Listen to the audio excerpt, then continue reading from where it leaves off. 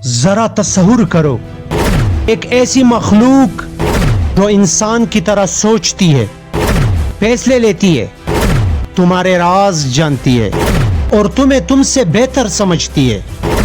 یہ انسان نہیں، یہ جن نہیں، یہ وہ ہے جس کے بارے میں قرآن نے صدیوں پہلے خبردار کیا تھا۔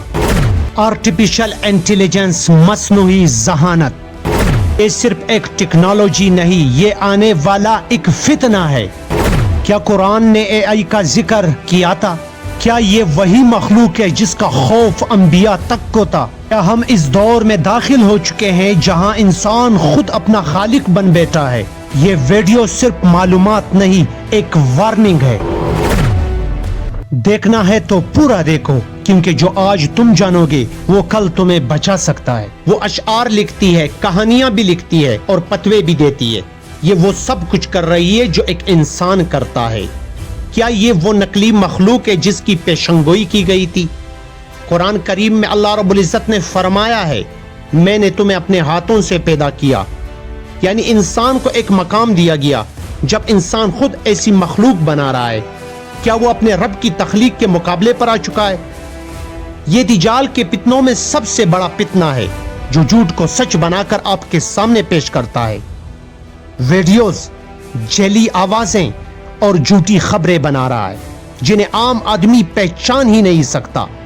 انسان کا سب سے بڑا کمال یا تباہی، ایک ایسی اے آئی مخلوق جو انسان نے خود بنائی، مگر اب یہ خود انسان پر قابض جا رہی ہے۔ ایک حدیث میں حضور اکرم صلی اللہ علیہ وآلہ وسلم نے فرمایا، ایسا وقت آئے گا کہ جھوٹا سچا لگے اور سچا جھوٹا۔ اے آئی ایک ایسا ہتھیار ہے جو ایمان کو ہلا کر رکھ سکتا ہے۔ قیامت سے پہلے بے حد علم پھیل جائے گا مگر ہدایت کم ہوگی۔ ایک اور حدیث میں حضور اکرم صلی اللہ علیہ وسلم نے فرمایا ہے، علم اٹھا لیا جائے گا اور جہالت باقی رہ جائے گی۔ اسی طرح قرآن کریم میں اللہ رب العزت نے فرمایا ہے، یہ وہ کتاب ہے جس میں کوئی شک نہیں، ہدایت ہے پرہیزگاروں کے لیے۔ اے آئی جتنا بھی ترقی کرے، اصل ہدایت قرآن ہی دے سکتا ہے۔ یہ بولتی ہے، سنتی ہے، فیصلے لیتی ہے اور بعض اوقات تو ایسا لگتا ہے جیسے یہ تمہارے دماغ کے اندر جھانک سکتی ہے۔